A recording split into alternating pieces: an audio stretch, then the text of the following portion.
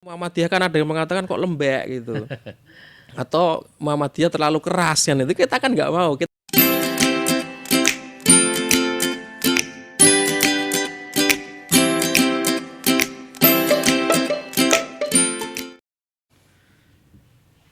Bismillahirrahmanirrahim. Assalamualaikum warahmatullahi wabarakatuh. Mohon maaf, saya harus melepas masker karena biar tidak terengah-engah. Para pemirsa semua, jadi ini adalah panggung teras Singosari yang perdana kita memproduksi melalui podcast karena sebelumnya kita memproduksi melalui siaran Jawa Tengah Muhammadiyah Radio atau JMR. Jadi kita juga ada yang melalui Zoom. Jadi hari ini adalah kita melalui podcast.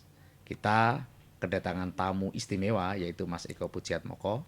Salah enggak ini ejaan saya? Apa? Eko Pujiatmoko. Oh, sangat tepat sekali. Ya. Karena kan beliau ini adalah ketua pimpinan wilayah Pemuda Muhammadiyah Jawa Tengah. Nah, jadi kita akan bicara ringan-ringan saja Mas Eko. Jadi meskipun kadang kalau kita melihat media sosial penuh tegang, tapi pada kali ini kita akan berbicara yang ringan-ringan saja. Mas Eko bersama kabinetnya ini efektif sudah berjalan berapa lama nih?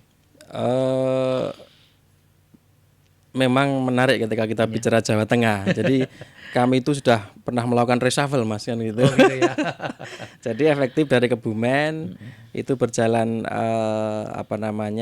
hampir 9 bulan. Kemudian ada sebuah tuntutan untuk melakukan sebuah penyesuaian. Makanya kami melakukan reshuffle gitu. Reshuffle ini pun juga sudah berjalan hampir 1 tahun. Hampir 1 tahun kita untuk kabinet yang kedua ini. Dan alhamdulillah ini sudah bisa menyapa teman-teman yang ada di daerah, Mas. Roadshow sudah berapa kabupaten? Hampir semua. Hampir semua. Ini tadi dari Demak. Oh, dari Demak. Dari Demak kita diajak ke Masjid Agung Demak, kemudian diajak ziarah ke makam Raden Patah. Jadi kerajaan Islam pertama itu. Kerajaan Islam pertama di Jawa ya. Di Jawa. Jadi bisa masuk betul kan itu.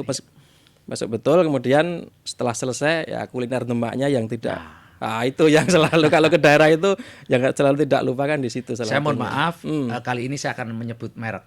Ada sebuah warung makan Pink namanya. Itu makanan kuliner ikan-ikan laut yang luar biasa. Jadi kalau panggung ini juga ada manfaatnya untuk UMKM ya. Jadi saya tadi juga ke situ. Ternyata selera kita sama. Oh, sampai sana.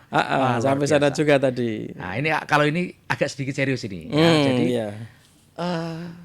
Ke depan ini apa yang akan dilakukan Pemuda Muhammadiyah Jawa Tengah ini terkait dengan syiar Islam, kemudian kebangsaan dan kepemudaan. Apa saja ini Mas Eko yang menjadi prioritas utama? Ya, jadi memang di kami, Mas Teguh, kami ada 3 visi besar kami. Yang pertama adalah penguatan ideologi, yang kedua adalah advokasi, dan yang ketiga adalah penguatan kompetensi. 3 hal ini yang selalu kami sampaikan ke daerah-daerah, sehingga ketika ini mampu kita lakukan secara bersama-sama. BBPM, BDPM juga bisa bareng. Karena kalau kamu pengen advokasi ternyata daerah nggak mau kan nggak nyambung. Makanya kita banyak silaturahmi ini untuk menguatkan taklimul qulub kita. Ikatan hati kita itu harus sama gitu. Sehingga nanti harapan kita di akhir periode kami bisa betul terbentuk kader pemuda Muhammadiyah yang unggul dan bermartabat. Kira-kira ini yang akan kita capai untuk sampai akhir periode di kami, Mas Teguh gitu. Jadi hampir 1 tahun ini pandemi COVID-19 masih berlangsung ya. Dalam menyikapi itu kegiatan yang paling efektif yang dilakukan oleh Pemuda Muhammadiyah apa ya? Kira-kira Mas Eko? Iya, saya kira menjadi sebuah tantangan bagi kami meski kondisi pandemi masih belum usai, namun itu bukan menjadi sebuah kendala kita untuk tidak melakukan fungsi-fungsi organisasi. Kita bisa melakukan koordinasi melalui secara online, secara daring. Kemudian kita pun juga bisa melakukan kegiatan-kegiatan meski dengan prokes yang lebih ketat lagi. Itu semua kita lakukan. Dan ini baik wilayah, daerah, cabang, ranting semua melakukan. Dan ini ya kita dituntut lah. Kita dituntut untuk bisa menyelesaikan setiap kendala yang ada di kita tentu dengan teamwork. Sebagaimana kalau kita lihat logo pemuda itu kan ada 2 warna Mas. Pertama merah kan itu. Yang kedua hijau. Itu ada filosofinya gitu. Nah, merah itu kan ada arti berani. Ya, merah ada arti berani, kemudian hijau ini, ya ini saya sambil baca, hijau itu juga ada arti menggabungkan berbagai energi yang ada, sehingga dengan keberanian dan menggabungkan berbagai energi yang ada di setiap kekuatan kader, kemampuan kader, maka akan menjadi sebuah arus gerakan yang betul-betul mampu menggembirakan setiap kader muda Muhammadiyah dan bisa berkontribusi terhadap persyarikatan. Saya kira itu. Jadi kita itu merah dan hijau, dimaknai sampai di sini dulu kan itu. Gitu. Sinergi dengan majelis dan lembaga ada enggak? Ya, di PBPM. Di PBPM kami sudah dengan kemarin majelis PKU terkait dengan bagaimana penanganan jenazah COVID. Kita ada pelatihan di daerah-daerah. Jadi Kokam itu siap sedia atau mudah-mudahan siap sedia untuk membantu pemakaman. Waktu itu kan masih heboh Mas. Jadi orang kalau udah kena COVID mau dimakamkan tuh kan warga kampung. Nah kita mencoba melakukan masuk dulu, melakukan pemahaman dan kita ikut untuk di tim pemakaman itu. Kemudian juga dengan beberapa kampus, insya Allah kami sudah silaturahmi ke rektor-rektor dan sangat terbuka Mas. Sangat terbuka untuk melakukan penguatan kompetensi. Terakhir dengan UMP Purwokerto, ya kami bersama-sama mau melakukan riset ketahanan pangan gitu. Dan itu jadi seorang kawan menyampaikan bahwa ke depan dunia ini adalah energi dan pangan. Saya kira langkah pemuda Muhammadiyah bicara tentang pangan itu luar biasa banget itu. Dan menariknya memang kan UMP Purwokerto itu satu-satunya yang punya fakultas pertanian.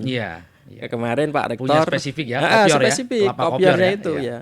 Di agrobisnisnya itu juga ada. Kemudian dari situlah kami ketemu dengan Pak Rektor, kemudian dari tim kami ketemu dengan Dekan Fakultas Pertanian dan LPPM untuk segera melakukan riset ketahanan pangan. Semoga hasilnya nanti betul-betul bisa membantu para pihak untuk mengambil keputusan bagi petani, kemudian bagi tentu UMKM, kemudian bagi pihak-pihak lain termasuk pemerintah, kemudian persyarikatan juga. Kebutuhan pangan di daerah Semarang misalkan, kemudian pangan di daerah dan sebagainya itu kan akan coba kita ukur gitu. Nah itu yang sedang direncanakan, mohon doanya sehingga betul-betul nanti riset yang pertama itu bisa berjalan dengan lancar. Kira-kira gitu Mas Teguh. Yang terakhir ini, bagaimana sinerginya dengan AMM, Angkatan Muda Muhammadiyah? Dengan AMM kami ada kajian rutin kemarin dengan Kiai Tafsir dengan BWM untuk penguatan ideologi tadi. Penting itu. Biar tahu ini Muhammadiyah kan ada yang mengatakan kok lembek gitu. Atau Muhammadiyah terlalu keras kan, itu kita kan nggak mau. Kita pada jalur kita. Ya inilah sikap dari Muhammadiyah, sikap dari kader AMM dalam mengambil sebuah mensikapi setiap permasalahan-permasalahan yang hadir di keumatan maupun kebangsaan. Nah itu harus dipahami biar kita tidak dikatakan lembek, juga tidak dikatakan terlalu keras, sehingga kita betul-betul menjadi yang di tengah lah, yang wasatiyah atau yang moderat, yang moderasi itu. Kemudian kita selalu ajak ini teman-teman AMM ketika kita berkomunikasi dengan legislator di Gedung Berlian di Gedung Berlian, kita juga kadang kita sampaikan, ayo ini segera membuat registrasi ulang di Kesbangpol supaya kita tercatat. Kita masih registrasi loh Mas. Betul itu. Ya orang kadang-kadang ngapain pemuda Muhammadiyah registrasi? Apa nggak percaya? Tapi kita lakukan itu karena ini bagian dari tertib organisasi. Biar semua tertib Mas. Nanti kalau ada gejala untuk pembubaran kan, kita memberi contoh. Ayo kita tertib kan gitu.